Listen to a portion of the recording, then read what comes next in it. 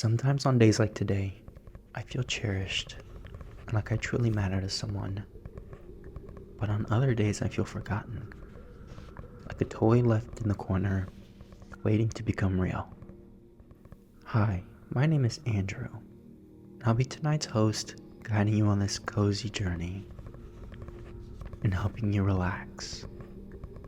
Tonight's story is The Velveteen Rabbit, a tale about love, lost, and what it means to truly become real. The Velveteen Rabbit was written by Marjorie Williams in 1922. Let's begin, shall we? There once was a Velveteen Rabbit, and in the beginning he was really splendid. He was fat and bunchy as a rabbit should be. His coat was spotted brown and white. He had real thread whiskers, and his ears were lined with pink satin. On Christmas morning, when he sat wedged in the top of the boy's stocking, with a sprig of holly between his paws, the effect was charming. There were other things in the stocking, nuts and oranges, and a toy engine, and chocolate almonds, and a clockwork mouse. But the rabbit was quite the best of all. For at least 2 hours the boy loved him, and then aunts and uncles came to dinner. And there was a great rustling of tissue paper and unwrapping of parcels, and in the excitement of looking at all the new presents, the Velveteen Rabbit was forgotten. For a long time he lived in the toy cupboard or on the nursery floor, and no one thought very much about him. He was naturally shy, and being only made of velveteen, some of the more expensive toys quite snubbed him. The mechanical toys were very superior and looked down upon everyone else. They were full of modern ideas and pretended that they were real. The model boat, who had lived through 2 seasons and lost most of his paint, caught the tone from then and never missed an opportunity of referring to his rigging in technical terms. The rabbit could not claim to be a model of anything, for he didn't know that real rabbits existed.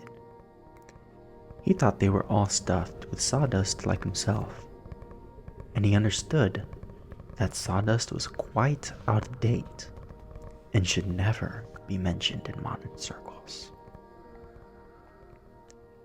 Even Timothy, the jointed wooden lion who was made by the disabled soldiers and should have had broader views, put on airs and pretended he was connected to the government.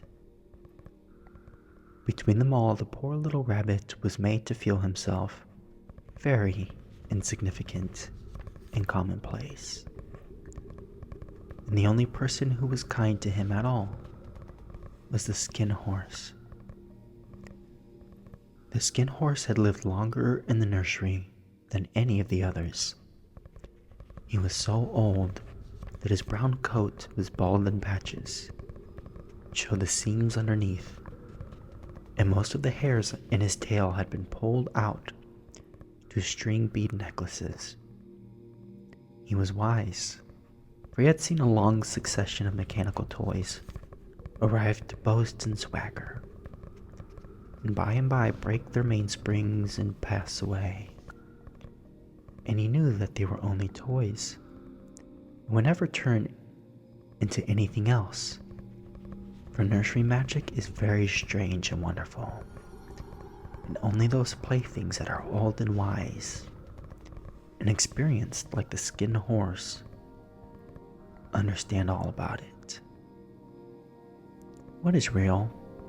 asked the rabbit one day, when they were lying side by side near the nursery fender, before Nana came to tidy the room. "Does it mean having things that buzz inside you and a stick-out handle?" Real isn't how you are made, said the skin horse. It's a thing that happens to you. When a child loves you for a long, long time, not just to play with, but really loves you, then you become real. Does it hurt? Asked the rabbit. Sometimes, said the skin horse, for he was always truthful. When you are real, you don't mind being hurt. Does it happen all at once, like being wound up, he asked, or bit by bit? It doesn't happen all at once, said the skin horse. You become. It takes a long time. That's why it doesn't happen often to people who break easily, or have sharp edges, or have to be carefully kept. Generally, by the time you are real, most of your hair has been loved off, your eyes drop out, get loose in the joints, and very shabby. But these things don't matter at all, because once you are real, you can't be ugly, except to people who don't understand. I suppose you are real, said the rabbit. And then he wished he had not said it, for he thought the skin horse might be sensitive. But the skin horse only smiled. The boy's uncle made me real, he said. That was a great many years ago. But once you are real, you can't become unreal again. It lasts for always. The rabbit sighed. He thought it would be a long time before his magic called real happened to him. He longed to become real, to know what it felt like. And yet the idea of growing shabby and losing his eyes and whiskers was rather sad. He wished that he'd become without these uncomfortable things happening to him. There was a person called Nana who ruled the nursery. Sometimes she took no notice of the playthings lying about, and sometimes, for no reason whatsoever, she went swooping about like a great wind and hustled them away into cupboards. She called this tidying up. And the playthings all hated it, especially the tin ones. The rabbit didn't mind it so much, for whenever he was thrown, he came down soft. One evening, when the boy was going to bed, he couldn't find the china dog that always slept with him. Nana was in a hurry, and it was too much trouble to hunt for china dogs at bedtime. So she simply looked about her, and seeing that the toy cupboard door stands open, she made a swoop. Here, she said, take your old bunny. He'll do to sleep with you. And she dragged the rabbit out by one ear and put him into the boy's arms. That night, and for many nights after, the Velveteen rabbit slept in the boy's bed. At first he found it rather uncomfortable, for the boy hugged him very tight, and sometimes he rolled over on him, and sometimes he pushed him so far under the pillow that the rabbit could scarcely breathe. And he missed too those long moonlit hours in the nursery, when all the house was silent, and his talks with the skin horse. But very soon he grew to like it, for the boy used to talk to him and made nice tunnels for him under the bedclothes that he said were like burrows the real rabbits lived in. And they had splendid games together in whispers when Nana had gone away to the supper and left the nightlight burning on the mantelpiece. When the boy dropped off to sleep, the rabbit would snuggle down close under his little warm chin and dream. The boy's hands clasped close around him all night long. And so time went on, and the little rabbit was very happy. so happy that he never noticed how his beautiful velveteen fur was getting shabbier and shabbier, and his tail becoming unsewn, and all the pink rubbed off his nose where the boy had kissed him. Spring came, and they had long days in the garden, for wherever the boy went, the rabbit went too. And he had rides in the wheelbarrow, and picnics on the grass, and lovely fairy hunts built for him under the raspberry canes behind the flower border. And once, when the boy was called away suddenly to go out to tea, the rabbit was left on the lawn until long after dusk, and Nana had to come out looking for him with the candle, because the boy couldn't go to sleep unless he was there. He was wet through with the dew, and quite earthy from diving into the burrows the boy had made for him in the flower bed. And Nana grumbled as she rubbed him off with a corner of her apron. "You must have your old bunny," she said. "Fancy all that fuss for a toy." The boy sat up in bed and stretched out his hands. "Give me my bunny," he said. "You mustn't say that. He isn't a toy. He's real." When the little rabbit heard that, he was happy, for he knew what the skinned horse had said was true at last. The nursery magic had happened to him. He was no longer a toy. He was real. The boy himself had said it. That night, he was almost too happy to sleep, and so much love stirred in his little sawdust heart that it almost burst. And into his boot-button eyes that had long ago lost their polish, there came a look of wisdom and beauty, so that even Nana noticed it next morning when she picked him up and said, "I declare if that old bunny hasn't got quite a knowing expression." That was a wonderful summer. Near the house where they lived was a wood, and in the long June evenings the boy liked to go there after tea to play. He took the Velveteen rabbit with him, and before he wandered off to pick flowers or play in the brigance among the trees, he always made the rabbit a little nest somewhere among the bracken, where he would be quite cozy. For he was a kind-hearted little boy, and he liked Bunny to be comfortable. One evening, when the rabbit was lying there alone, watching the ants that ran to and fro between his velvet paws in the grass, he saw two strange beings creep out of the tall bracken near him. They were rabbits like himself, but quite furry and brand new. They must have been very well made, for their seams didn't show at all. They changed shape in a queer way when they moved. One minute they were long and thin, and the next minute fat and bunchy, instead of always saying the same, like he did. Their feet paddled softly on the ground, and they crept quite close to him, twitching their noses, while the rabbits stared hard to see which side the clockwork stuck out. For he knew that people who jump generally have something to wind them up, but he couldn't see it. They were evidently a new kind of rabbit altogether. They stared at him, and the little rabbit stared back, and all the time their noses twitched. "Why don't you get up and play with us?" one of them asked. "I don't feel like it," said the rabbit, for he didn't want to explain that he had no clockwork.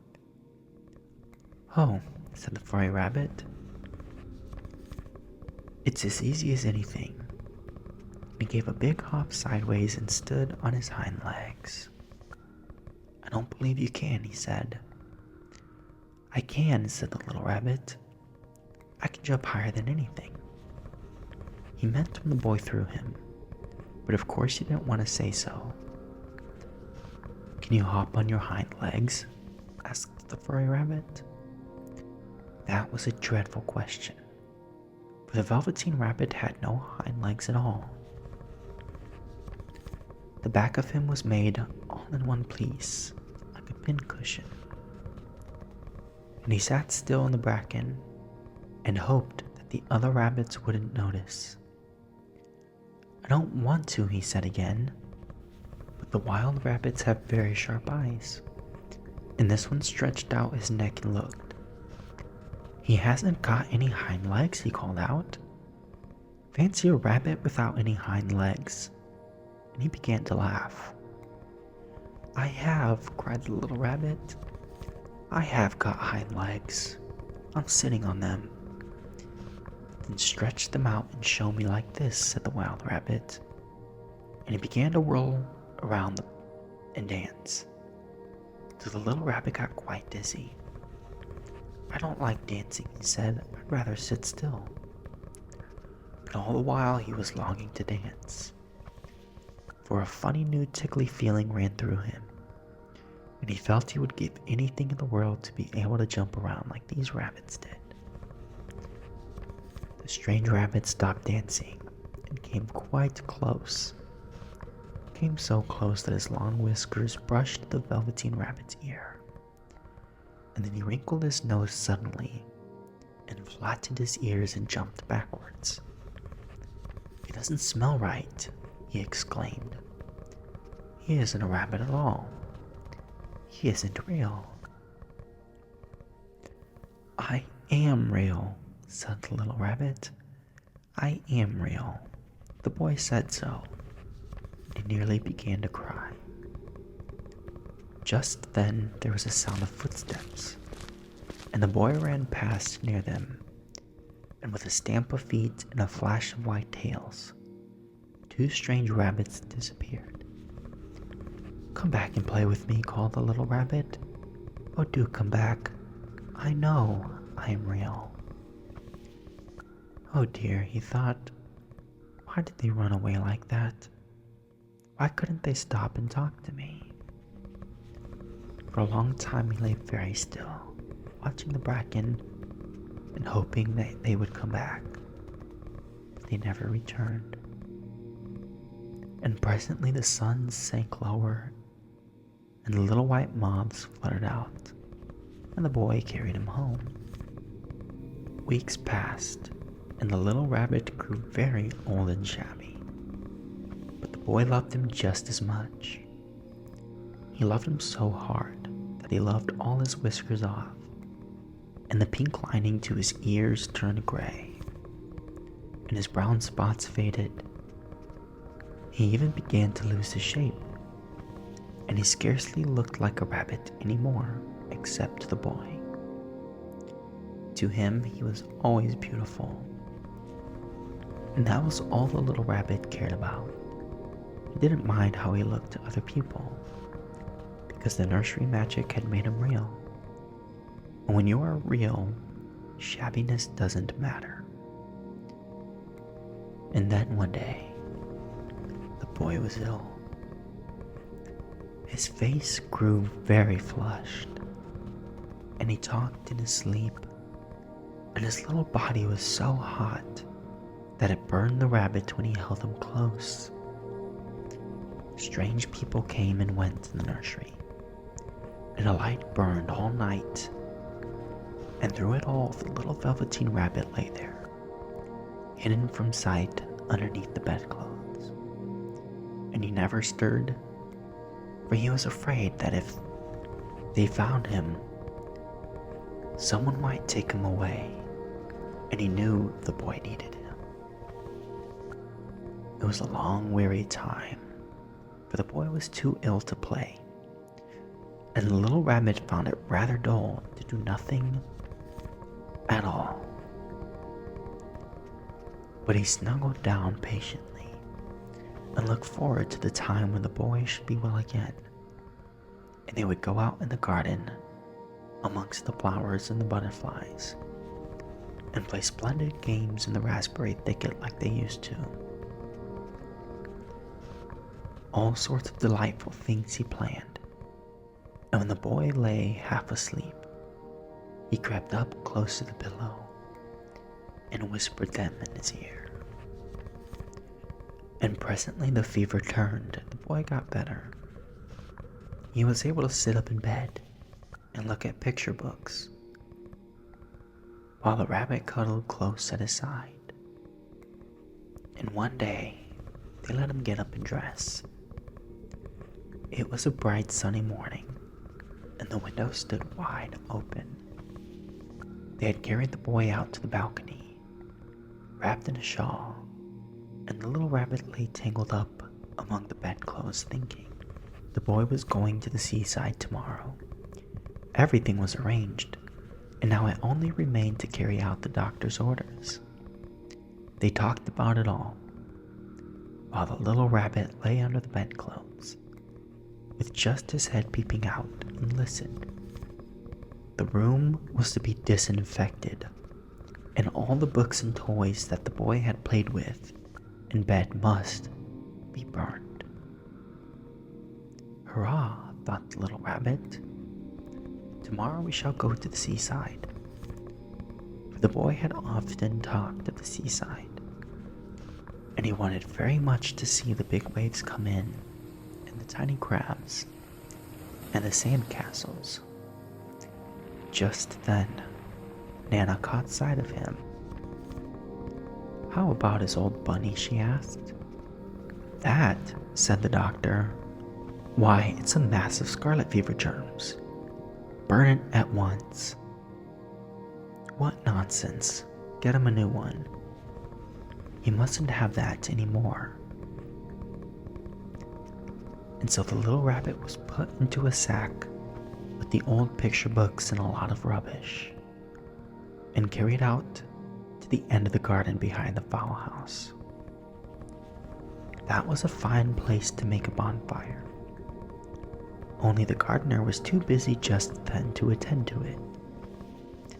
He had the potatoes to dig and the green peas to gather, but next morning he promised to come quite early and burn the whole lot. That night, the boy slept in a different bedroom, and he had a new bunny to sleep with him. It was a splendid bunny, all white plush with real glass eyes. But the boy was too excited to care very much about it, for tomorrow he was going to the seaside, and that in itself was such a wonderful thing, he could hardly think of anything else. While the boy was asleep, dreaming of the seaside, the little rabbit lay among the old picture books in the corner behind the fowl house, and he felt very lonely. The sack had been left untied, and so by wriggling a bit he was able to get his head through the opening and look out. He was shivering a little, for he had always been used to sleeping in a proper bed, and by this time his coat had worn so thin and threadbare from hugging that it was no longer any protection to him. Nearby he could see a thicket of raspberry canes, growing tall and close like a tropical jungle, in whose shadow he had played with the boy on bygone mornings. He thought of those long sunlit hours in the garden, how happy they were, and a great sadness came over him. He seemed to see them all pass before him, each more beautiful than the other. The fairy huts in the flower bed, the quiet evenings in the wood when he lay in the bracken and the little ants ran over his paws. The wonderful day when he first knew that he was real.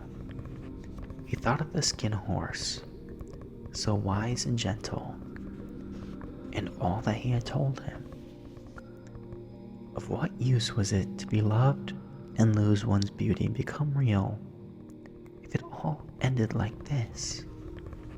And a tear, a real tear, trickled down his shabby velvet nose and fell to the ground. And then a strange thing happened. For where the tear had fallen, a flower grew out of the ground. A mysterious flower, not at all like any that grew in the garden. It had slender green leaves the color of emeralds, and in the center of the leaves a blossom like a golden cup. It was so beautiful that the little rabbit forgot to cry and just lay there watching it. And presently the blossom opened, and out of it there stepped a fairy. She was quite the loveliest fairy in the whole world. Her dress was pearl and dewdrops, and there were flowers round her neck and in her hair, and her face was like the most perfect flower of all. She came close to the little rabbit and gathered him up in her arms and kissed him on his velvety nose that was all damp from crying. "Little rabbit," she said, "do you know who I am?" The rabbit looked up at her, and it seemed to him that he had seen her face before, but he couldn't think where. "I am the nursery magic fairy," she said. "I take care of all the playthings that the children have loved. When they are old and worn out, and the children don't need them anymore, then I come and take them away with me to turn them into real." "Wasn't I real before?" asked the little rabbit. "You were real to the boy," the fairy said, "because he loved you. Now you shall be real to everyone." And she held the little rabbit close in her arms and flew with him into the wood. It was light now, for the moon had risen. All the forest was beautiful, and the fronds of the bracken shone like frosted silver. In the open glade between the tree trunks, the wild rabbits danced with their shadows on the velvet grass. When they saw the fairy, they all stopped dancing and stood round in a ring to stare at her. "I've brought you a new playfellow," the fairy said. "You must be very kind to him and teach him all he needs to know in Rabbitland, where he is going to live with you forever and ever." And she kissed the little rabbit again and put him down on the grass. "Run and play, little rabbit," she said. But the little rabbit sat quiet and never moved. For when he saw all the wild rabbits dancing around him, he suddenly remembered about his hind legs, and he didn't want them to see that he was made all in one piece. He did not know that when the fairy had kissed him the last time, she had changed him altogether. And he might have sat there a long time too, if just then something hadn't tickled his nose. And before he thought what he was doing, he lifted his hind toe to scratch it, and he found that he actually had hind legs. Instead of dingy velvet, he had brown fur, soft and shiny. His ears twitched by themselves, and his whiskers were so long that they brushed the grass. He gave one leap, and the joy of using those hind legs was so great that he went springing about the turf on them, jumping sideways and whirling round as the others did. And he grew so excited that when at last he did stop to look, for the fairy, she was gone. He was a real rabbit at last, at home with the other rabbits. Autumn passed, and winter, and in the spring, when the days grew warm and sunny, the boy went out to play in the wood behind the house. While he was playing, the two rabbits crept out from the bracken and peeped at him. One of them was brown all over, but the other had strange markings under his fur, as though long ago he had been spotted, and the spots still showed through. And about his little soft nose and his round black eyes There was something familiar, so the boy thought to himself, why, he looks just like my old bunny that was lost when I had scarlet fever. But he never knew that it was really his own bunny, come back to look at the child who had first helped him to be real. The end. I hope you enjoyed that. And if you did, I hope you consider subscribing to catch our next story. Bye-bye.